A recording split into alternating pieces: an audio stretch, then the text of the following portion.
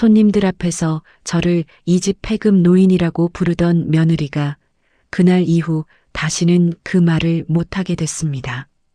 오늘 제가 들려드릴 이야기는 제 인생에서 가장 아프면서도 가장 당당했던 순간에 대한 이야기입니다. 저는 올해 68세 박말순이라고 합니다.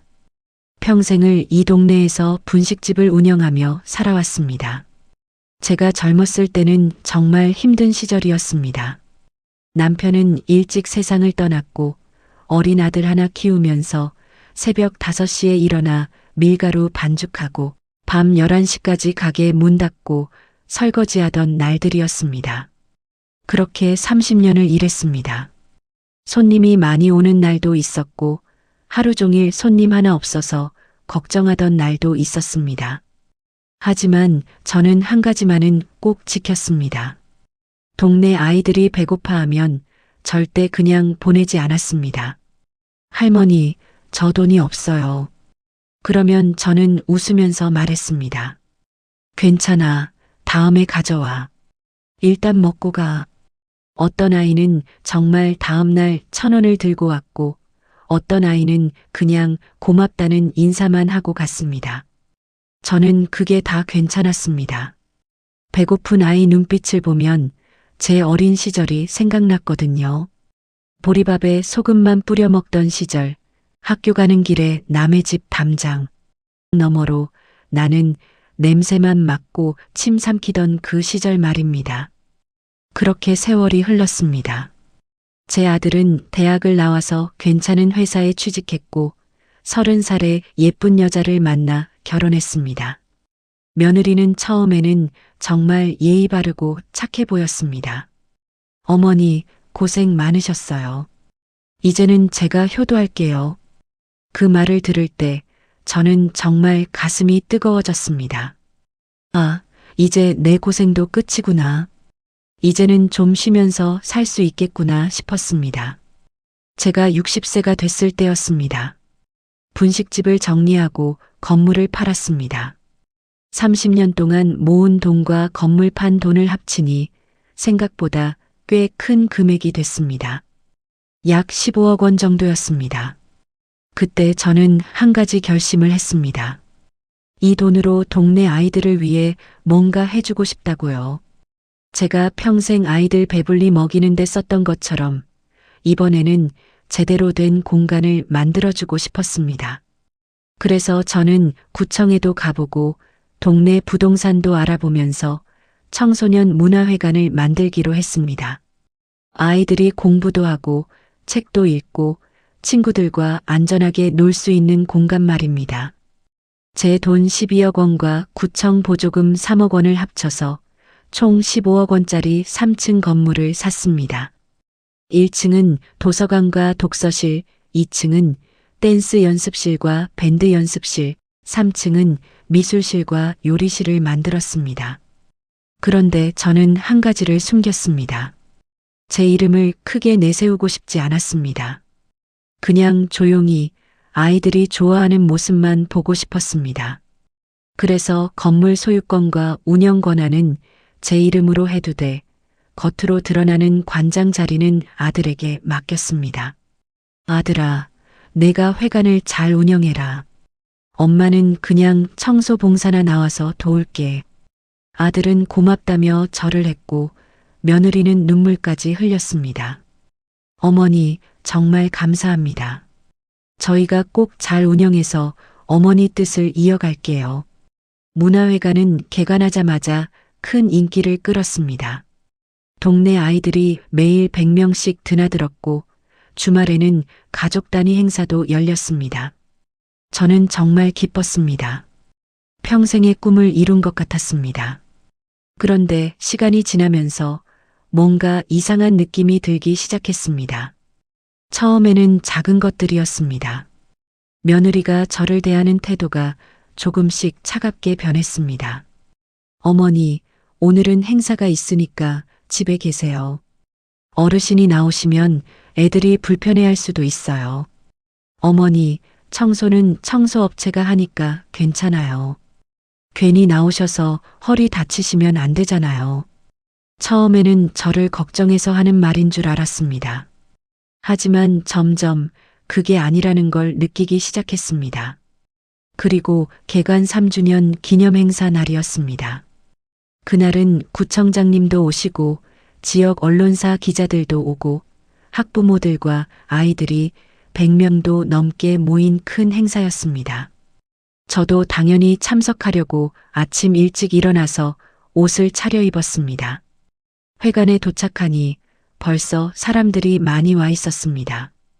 며느리는 무대 위에서 마이크를 잡고 환하게 웃으며 사회를 보고 있었습니다. 안녕하세요, 여러분. 오늘 이렇게 3주년 행사에 참석해 주셔서 정말 감사합니다.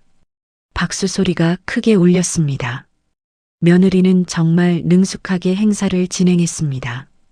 이 문화회관은 우리 가족이 아이들을 사랑하는 마음으로 시작한 공간입니다.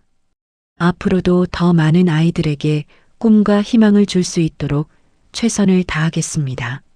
사람들이 또 박수를 쳤습니다. 저는 뒤쪽 구석에 조용히 앉아서 그 모습을 지켜봤습니다. 마음 한편이 좀 이상했습니다. 우리 가족이 시작한이라는 말이 걸렸습니다. 제 돈으로 만든 건데 왜 저는 빠진 걸까요? 행사가 끝나고 사람들이 떡과 음료수를 먹으며 이야기 나눌 때였습니다. 저는 화장실을 다녀오는 길에 며느리 옆을 지나갔습니다. 며느리는 몇몇 학부모들과 웃으며 이야기하고 있었습니다. 정말 대단하세요. 이렇게 큰 건물을 운영하시다니. 그러자 며느리가 겸손한 척하며 말했습니다. 아니에요. 다 시어머니 덕분이죠. 시어머니께서 옛날에 분식집 하셨는데 그때 모은 돈으로 시작한 거예요. 학부모들이 고개를 끄덕였습니다. 아, 그러시구나. 어머님이 정말 대단하시네요. 그 말을 듣고 저는 가슴이 따뜻해졌습니다. 아, 며느리가 제 공을 인정해 주는구나. 그런데 그 다음에 나온 말이 문제였습니다. 며느리는 제가 바로 옆에 서 있는 걸 보고도 학부모들에게 속삭이듯 말했습니다. 근데 요즘 시어머니가 좀 나이가 드시니까 깜빡깜빡 하시고 그래요. 그래서 운영은 저희가 다 맡아서 하는 거예요. 오늘도 그냥 구석에 앉아 계시라고 했는데 자꾸 돌아다니시네. 분위기 흐리지 않으셨으면 좋겠는데. 그 순간 저는 귀를 의심했습니다. 학부모 중 한 명이 제 쪽을 힐끗 보며 말했습니다. 아, 그러시구나. 그래도 봉사 나오시는 거 보면 열정은 대단하시네요. 며느리는 웃으며 대답했습니다. 이 집 폐급 노인이시지만 그래도 일은 좋아하시니까요. 폐급 노인. 그 말이 제 귓속으로 들어와서 머릿속을 울렸습니다. 폐급 노인. 저는 그 자리에서 얼어붙었습니다. 다리에 힘이 풀려서 움직일 수가 없었습니다. 며느리는 제가 그 말을 들었는지도 모르는 채 계속 학부모들과 웃으며 이야기를 나눴습니다. 저는 그날 처음으로 깨달았습니다. 이 건물에 있는 사람들 중 아무도 모른다는 것을요. 이 문화회관의 진짜 주인이 누구인지, 이 건물을 세운 돈이 누구 돈인지, 그리고 지금 폐급 노인이라고 불린 사람이 바로 그 주인이라는 것을요. 저는 그날 밤 집에 돌아와서 혼자 울었습니다. 30년 동안 밀가루 반죽하며 모은 돈, 새벽 5시에 일어나 장사하며 모은 돈, 제 젊음을 다 갈아 넣어 모은 그 돈으로 만든 건물에서 저는 폐급 노인이 됐습니다. 하지만 저는 그날 밤 하나를 결심했습니다. 이대로는 안 된다. 내가 만든 공간에서 내가 무시당할 수는 없다. 그리고 며칠 뒤 저는 더 큰 진실을 알게 됐습니다. 제가 상상했던 것보다 훨씬 더 나쁜 진실을요. 그날은 목요일 저녁이었습니다. 저는 문화회관에 청소 봉사를 나갔다가 저녁 8시쯤 집에 가려고 가방을 챙기고 있었습니다. 1층 도서관은 이미 문을 닫았고 2층과 3층도 대부분 불이 꺼진 상태였습니다.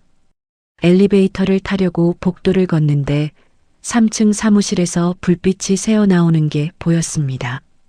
며느리 목소리도 들렸습니다. 아직 일하나 보네. 저는 그냥 지나가려다가 며느리 목소리 톤이 평소와 달리 차갑고 날카로운 게 느껴져서 발걸음을 멈췄습니다. 사무실 문이 살짝 열려 있었습니다.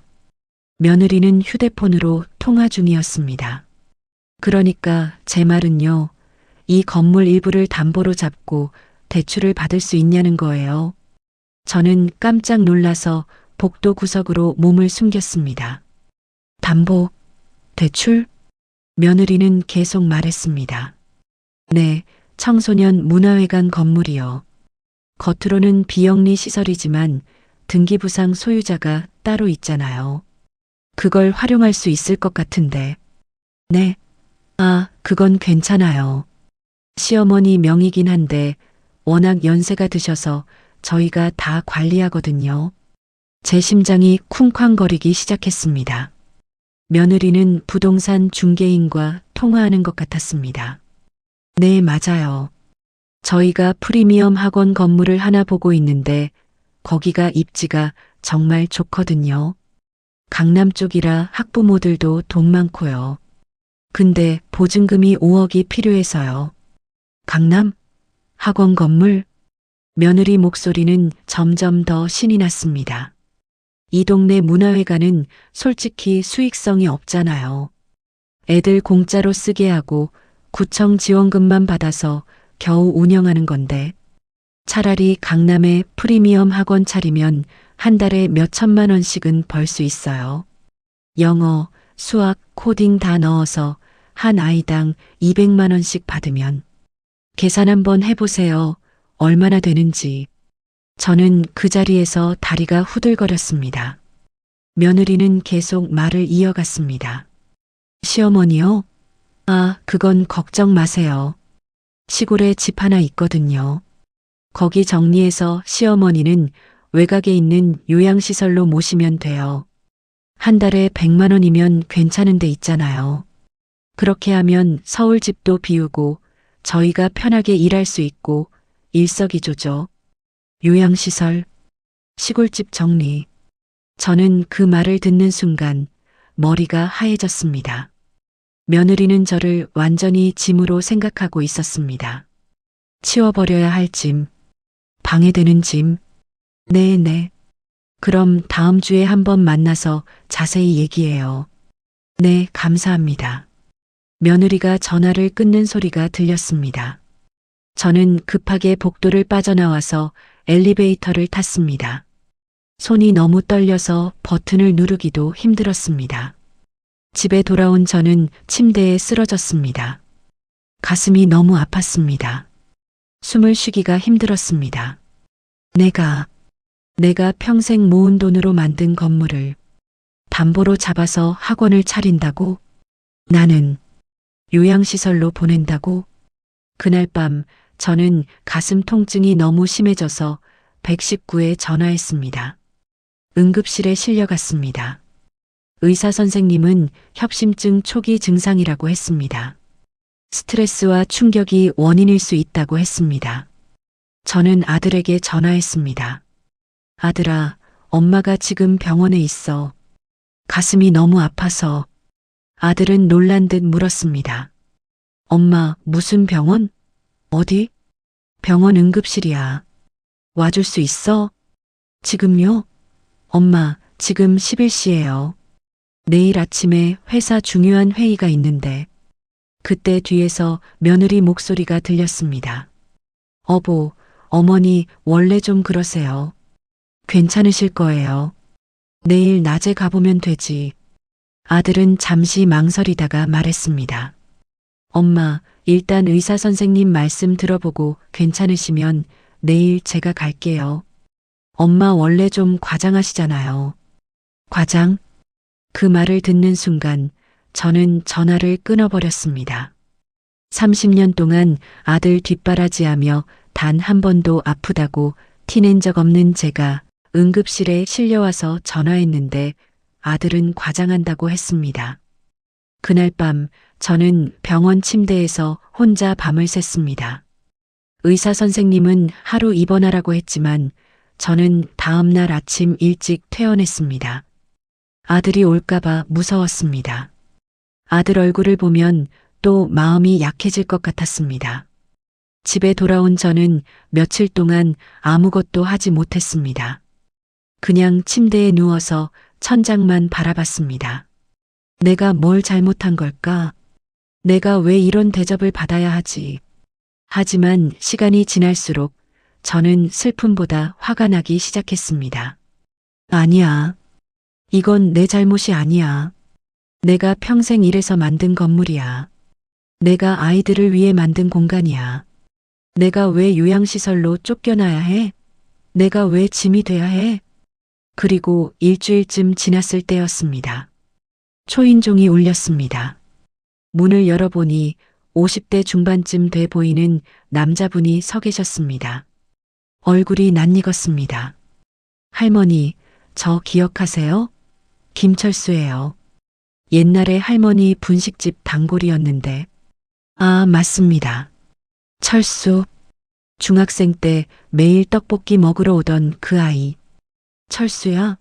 어머, 근데 너 어떻게 우리 집을 알고? 철수는 명함을 꺼내며 말했습니다. 저 지금 구청 복지과에서 일해요.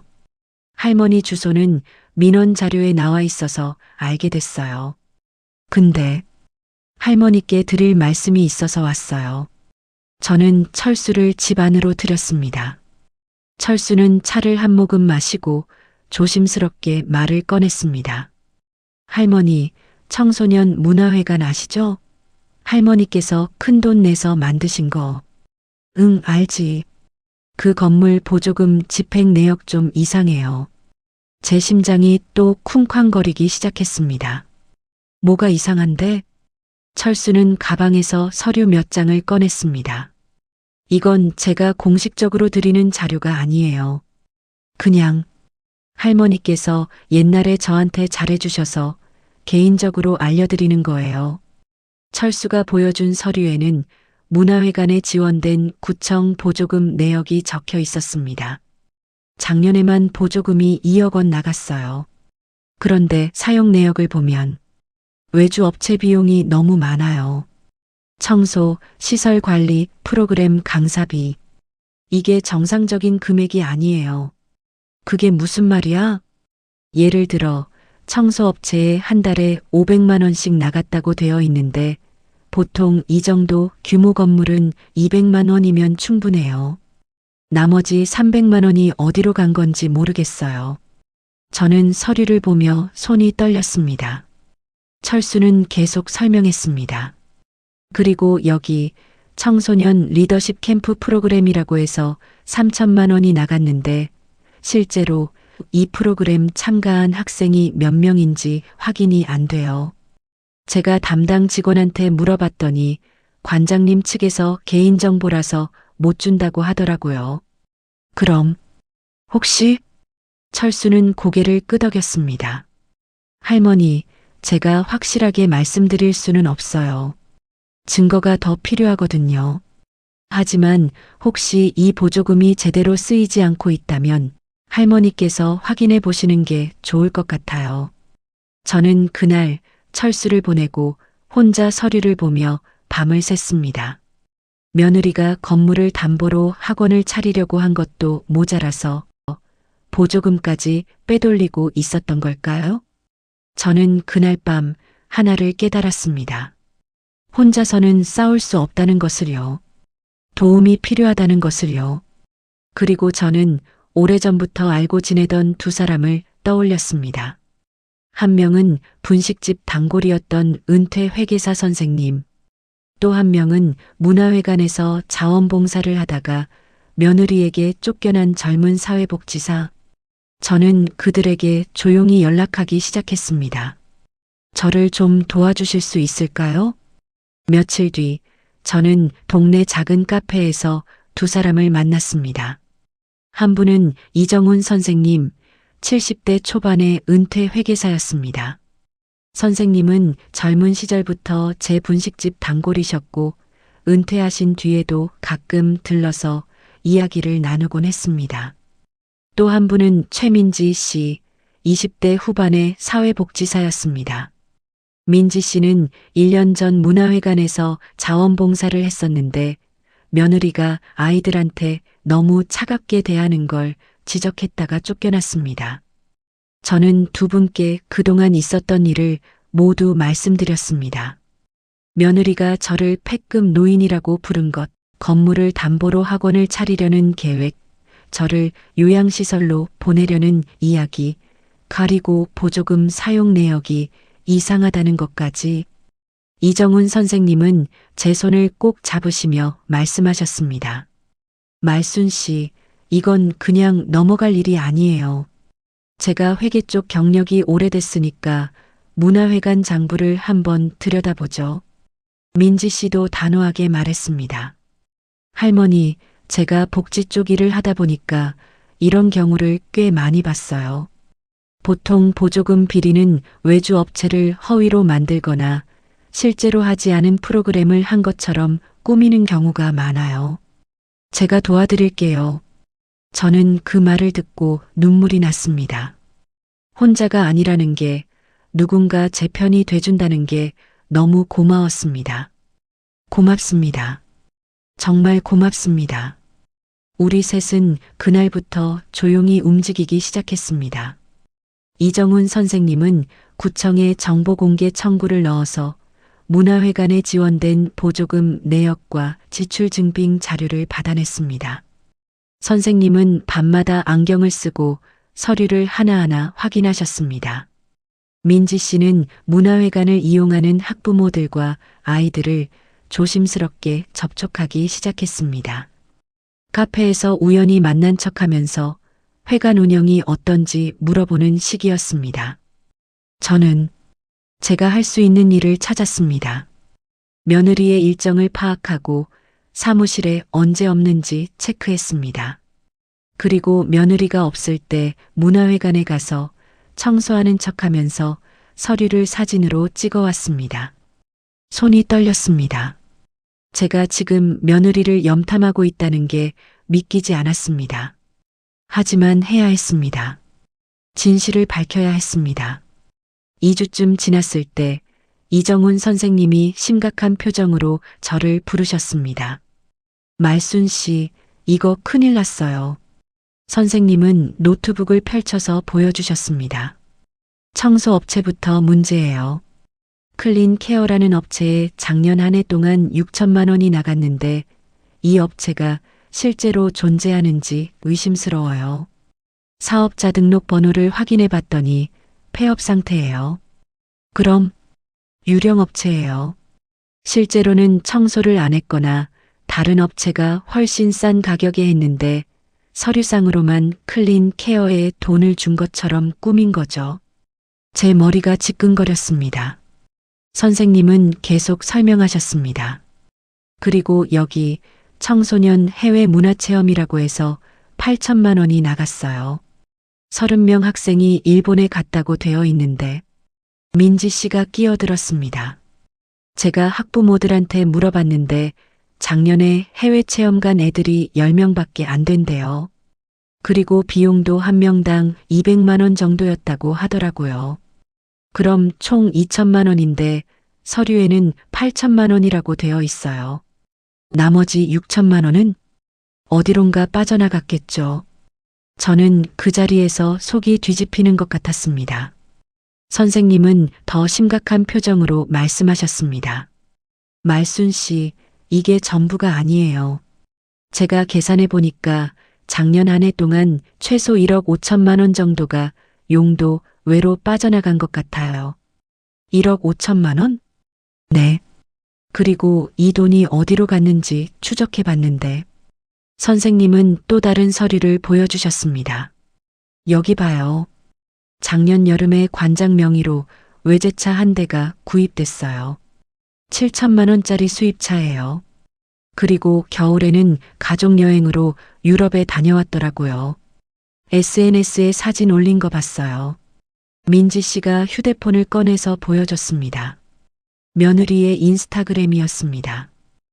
파리, 런던, 로마. 화려한 여행 사진들이 가득했습니다.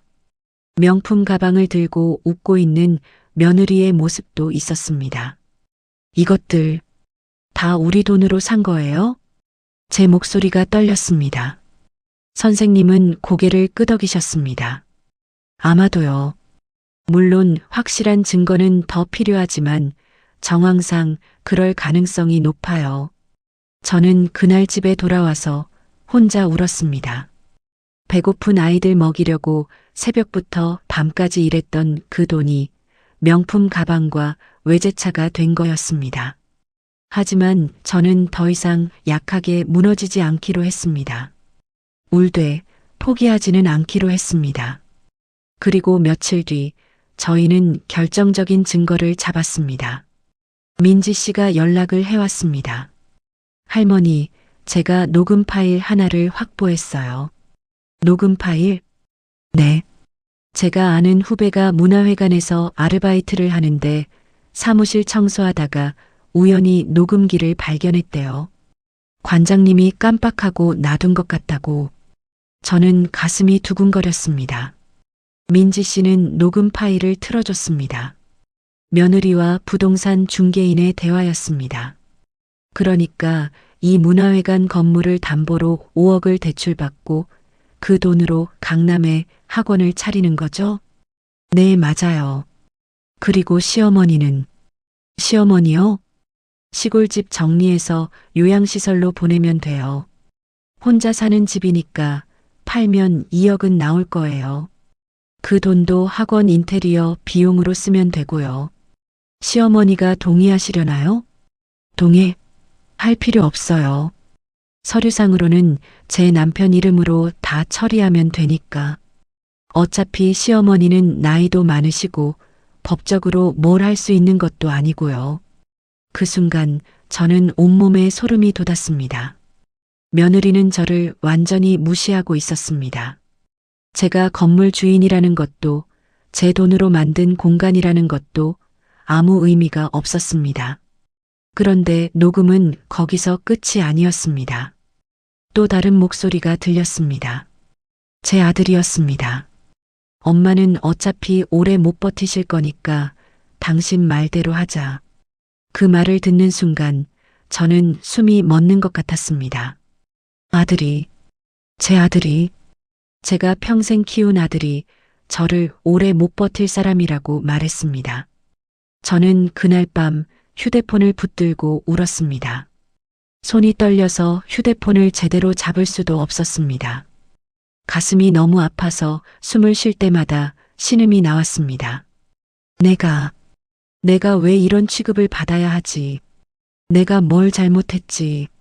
하지만 그 울음 속에서도 저는 하나를 깨달았습니다. 이제는 슬퍼할 때가 아니라 싸울 때라는 것을요. 저는 눈물을 닦고 일어났습니다. 이제 끝낸다. 다음 날 아침 저는 이정훈 선생님과 민지 씨를 다시 만났습니다. 선생님, 민지 씨, 이제 움직여야 할 것 같아요. 어떻게 하실 건데요? 저는 구청에서 받은 공지 하나를 보여줬습니다. 다음 주에 시청에서 청소년 문화시설 지원 사업 평가 간담회를 한대요. 우리 문화회관도 포함돼 있고요. 이정훈 선생님이 고개를 끄덕였습니다.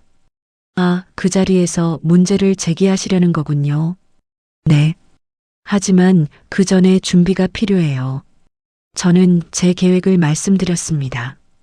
먼저 이정훈 선생님은 문화회관의 등기부등본과 제가 처음 문화회관을 만들 때 작성한 기부약정서를 찾아내는 일을 맡았습니다. 민지 씨는 회관을 이용하는 학부모와 아이들, 자원봉사자들의 증언을 모으는 일을 맡았습니다. 그리고 저는 시청 담당 공무원을 찾아갔습니다. 담당자는 40대 중반의 여성 공무원이었습니다. 안녕하세요. 어떻게 오셨어요? 저는 조심스럽게 말했습니다. 저는 청소년 문화회관의 초기 후원자입니다. 다음 주 간담회 때 후원자 대표로 발언할 기회를 주실 수 있을까요? 담당자는 의아한 표정을 지었습니다. 후원자 대표요? 명단에는 관장님 이름만 나와 있는데 저는 가방에서 서류를 꺼냈습니다. 이게 당시 기부 약정서예요. 제가 12억 원을 기부했고 건물 소유권도 제 명의예요. 담당자는 서류를 보더니 눈이 커졌습니다. 아, 이런 사실을 몰랐네요. 관장님 측에서는 전혀 언급이 없었는데. 네. 그래서 제가 직접 말씀드리려고 왔어요. 간담회 때 발언 기회를 주실 수 있을까요? 담당자는 잠시 고민하더니 고개를 끄덕였습니다. 알겠습니다. 그럼 초기 기부자 대표 발언 순서를 만들어 드릴게요. 감사합니다. 저는 그날 또 한 곳을 찾아갔습니다. 지역 신문사였습니다. 기자 한 분을 만나서 조심스럽게 이야기를 꺼냈습니다. 혹시 청소년 문화회관 보조금 사용 내역이 이상하다는 제보를 받으시면 취재하실 수 있으세요? 기자는 관심 있는 표정을 지었습니다. 구체적으로 어떤 문제인데요? 다음 주 시청 간담회에서 밝혀질 거예요. 그때 꼭 와주세요. 저는 더 이상 자세한 말은 하지 않았습니다. 너무 일찍 알려지면 며느리가 눈치채고 증거를 없앨 수도 있으니까요. 그리고 저는 집에 돌아와서 며느리에게 전화했습니다. 민정아, 나 요즘 몸이 안 좋아서 병원에 좀 다니려고 하는데 다음 주 간담회는 못 갈 것 같아. 며느리는 기쁜 듯한 목소리로 대답했습니다. 아, 그러세요? 어머니, 몸조리 잘하세요. 간담회는 저희가 알아서 잘할게요. 며느리는 제가 간담회에 안 나온다는 말에 완전히 안심한 것 같았습니다. 그리고 간담회 전날 밤 저는 거의 잠을 자지 못했습니다. 내일이면 모든 게 밝혀집니다. 며느리의 거짓말도, 보조금 비리도, 그리고 제가 얼마나 무시당했는지도. 하지만 동시에 두려웠습니다. 아들은 어떻게 될까? 아들도 벌을 받게 될까? 아들과의 관계는 어떻게 될까? 그날 밤 저는 어린 아들을 안고 자장가를 불러주던 날들을 떠올렸습니다. 학교 운동회 날 김밥을 싸들고 가서 응원하던 날들. 대학 입학식 날 너무 기뻐서 울던 날들. 그 아들이 지금은 저를 오래 못 버틸 사람이라고 말합니다. 저는 눈물을 닦으며 혼잣말을 했습니다. 그래도 해야 해. 이대로는 안 돼. 그리고 다음 날 아침이 밝았습니다. 간담회 날이었습니다. 저는 평소보다 더 단정하게 옷을 입었습니다. 깨끗한 한복을 꺼내 입고 머리도 정갈하게 빗었습니다. 거울을 보니 68세 할머니가 아니라 30년 동안 가게를 운영하며 동네를 지켜온 사업가가 보였습니다. 오늘은 내가 주인공이다. 저는 시청으로 향했습니다. 간담회장은 생각보다 컸습니다. 약 100명 정도가 앉을 수 있는 회의실이었고 이미 사람들이 반쯤 채워져 있었습니다. 며느리는 단상 옆에서 노트북을 준비하고 있었습니다.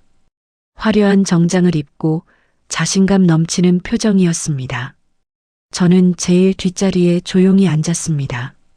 이정훈 선생님과 민지 씨도 옆자리에 앉았습니다. 간담회가 시작됐습니다. 시청 담당 국장님이 인사말을 하고 여러 문화시설 관계자들이 차례로 발표를 했습니다. 그리고 드디어 우리 문화회관 차례가 왔습니다. 며느리가 단상에 올라갔습니다. 안녕하세요. 청소년 문화회관 관장 이민정입니다. 며느리는 프레젠테이션을 시작했습니다. 화려한 사진들과 그래프들이 스크린에 띄워졌습니다. 저희 문화회관은 지난 3년 동안 지역 청소년들에게 꿈과 희망을 주는 공간으로 자리 잡았습니다. 연간 이용자 수 3만 명, 프로그램 만족도 95%. 사람들이 고개를 끄덕이며 듣고 있었습니다. 며느리는 계속 말했습니다. 그리고 이번에 저희는 더 큰 비전을 가지고 있습니다. 현재 건물을 확장 이전해서 더 많은 아이들에게 혜택을 주고 싶습니다. 이를 위해 시청의 추가 지원을 부탁드립니다.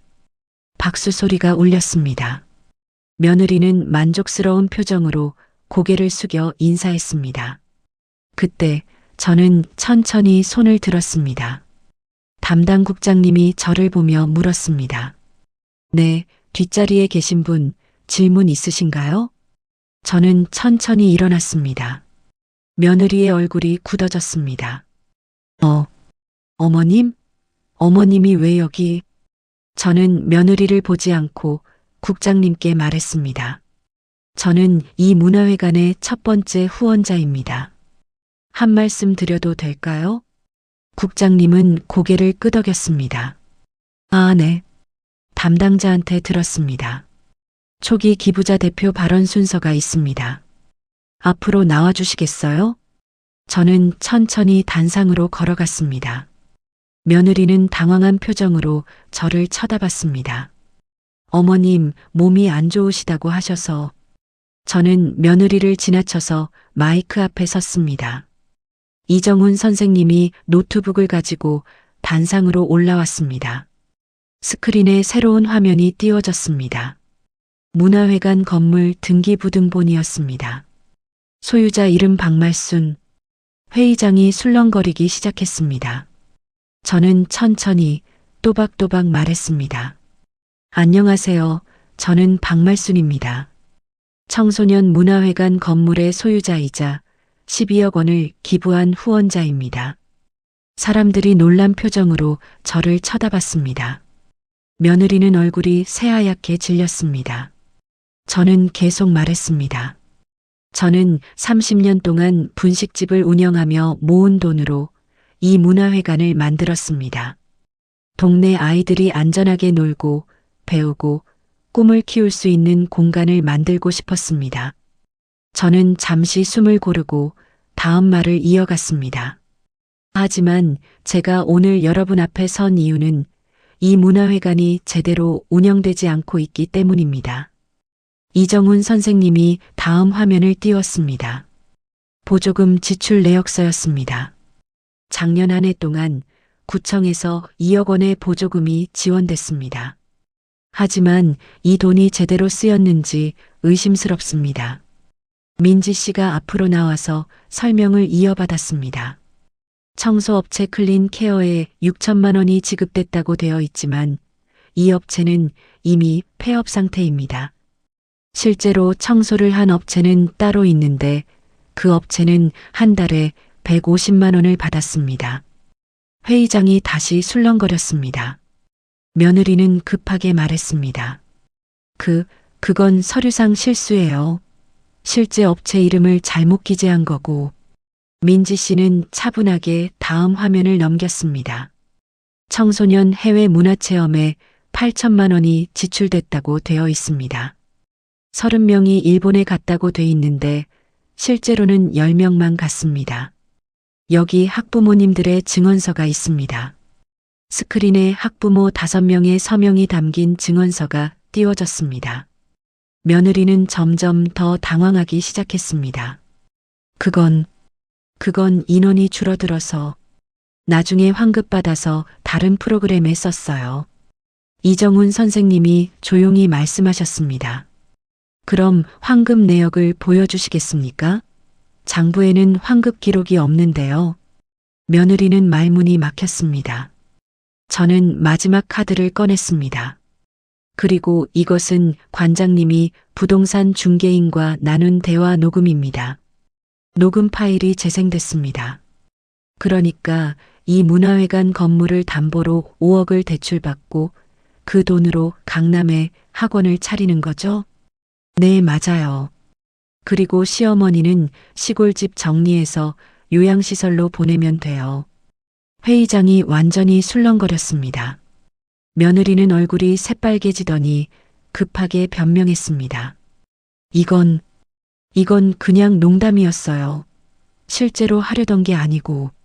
그때 뒤쪽에서 구청 감사팀 직원들이 일어났습니다. 관장님, 저희가 조사를 진행해야 할 것 같습니다.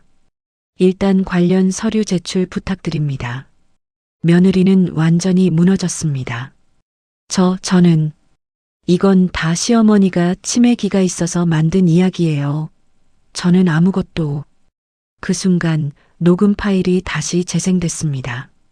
시골집까지 팔아버리자고요. 어차피 혼자 사시니까.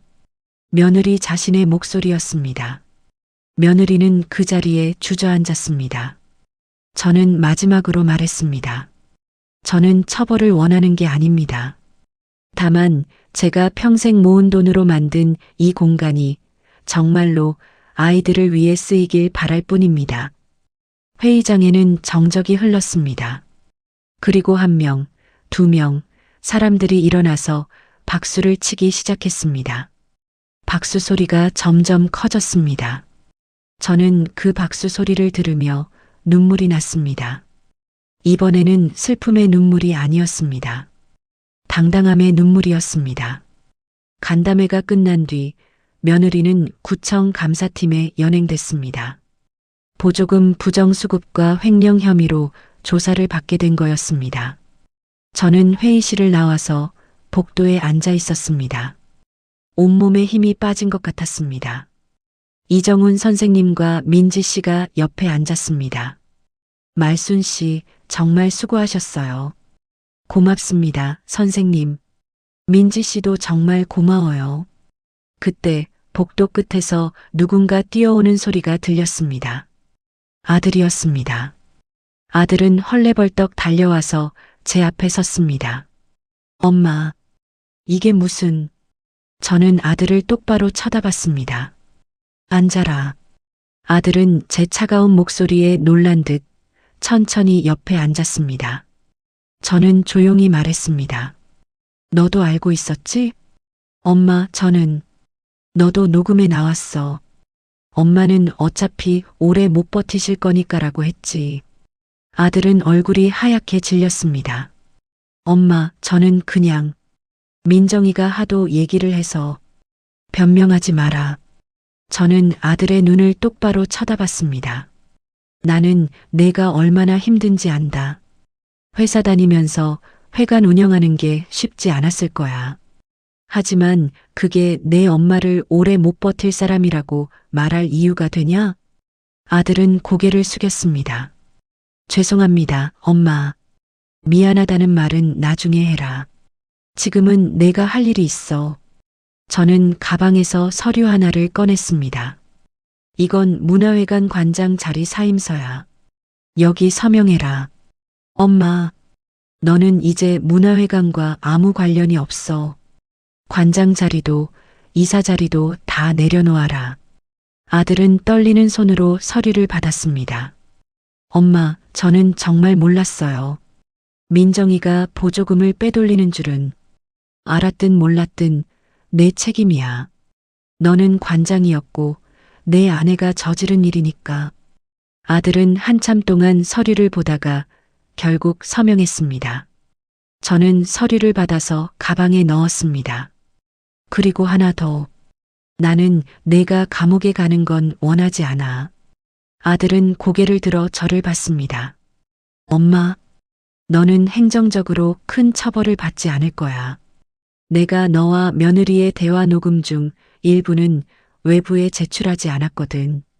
아들의 눈에서 눈물이 흘렀습니다. 엄마, 죄송해요. 정말 죄송해요.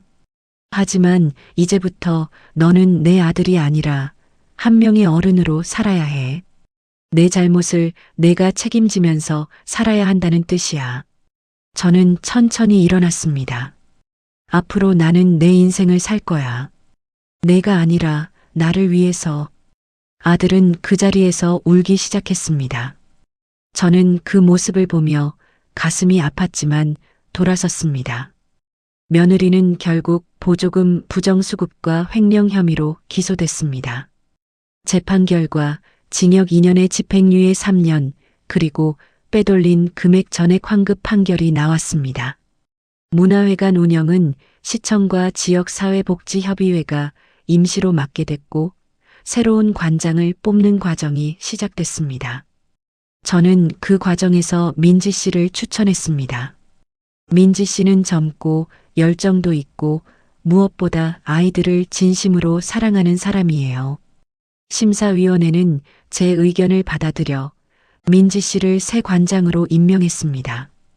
민지 씨는 눈물을 흘리며 저에게 말했습니다. 할머니, 제가 꼭 잘할게요. 할머니의 뜻을 이어서 아이들을 위한 공간으로 만들겠습니다. 고맙구나. 내가 믿는다. 문화회관은 서서히 정상화되기 시작했습니다. 빼돌렸던 보조금은 환급받았고 그 돈으로 아이들을 위한 새로운 프로그램들이 생겼습니다. 무료 급식 프로그램, 장학금 제도, 방과 후 돌봄 교실. 아이들의 웃음소리가 다시 건물에 가득 찼습니다. 그리고 6개월쯤 지났을 때였습니다. 어느 날 오후 저는 문화회관 앞을 지나가고 있었습니다. 그때 누군가 제 앞에 무릎을 꿇는 소리가 들렸습니다. 아들이었습니다. 엄마. 아들은 눈물을 흘리며 말했습니다. 엄마, 저 용서해 주세요. 제가 정말 잘못했어요. 저는 아들을 내려다봤습니다. 아들은 많이 야위어 있었습니다. 얼굴에는 수염이 자라 있었고 눈은 충혈돼 있었습니다. 일어나라. 엄마, 저 정말 반성하고 있어요. 제가 얼마나 큰 잘못을 저질렀는지 이제 알겠어요. 아들은 계속 울었습니다. 저 회사 그만뒀어요. 그리고 민정이랑도 이혼 절차 밟고 있어요. 제 집도 팔아서 회관 빚 갚을게요. 엄마 시골집도 제가 정리하지 않을게요. 제발 저 한 번만. 저는 아들의 어깨에 손을 얹었습니다. 너 술 냄새 나는구나. 죄송해요, 엄마. 일어나서 나 좀 따라와라. 저는 아들을 데리고 근처 국밥집으로 갔습니다. 아들에게 해장국을 시켜주고 저는 물만 마셨습니다. 먹어라. 엄마. 일단 먹고 이야기하자. 아들은 떨리는 손으로 숟가락을 들었습니다. 저는 아들이 밥을 먹는 모습을 보며 말했습니다.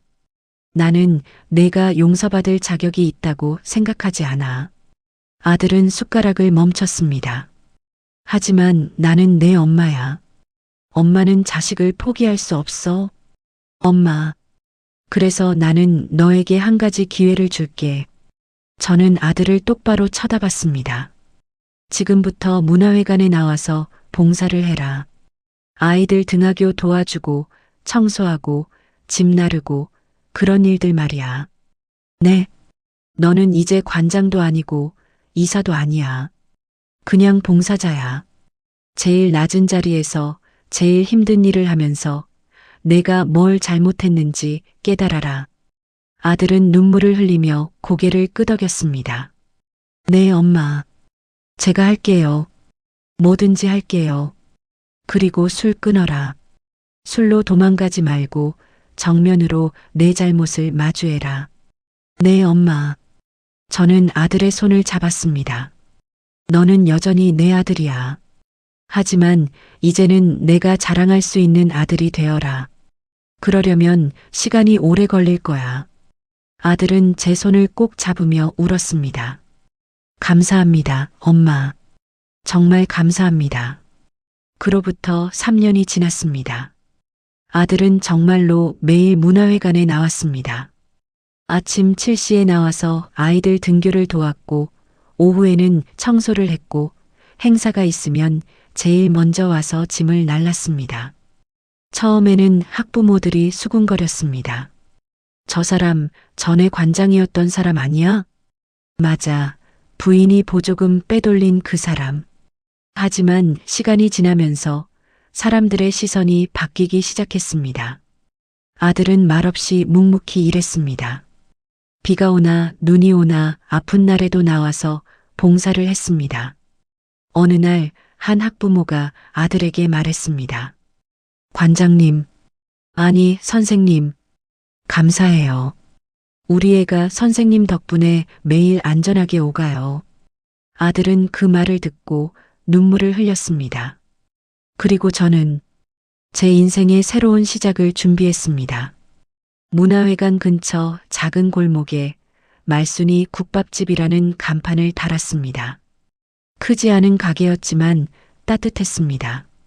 아침에는 동네 어르신들이 와서 아침밥을 드셨고, 점심에는 문화회관 직원들과 봉사자들이 왔고, 저녁에는 아이들이 부모님과 함께 왔습니다.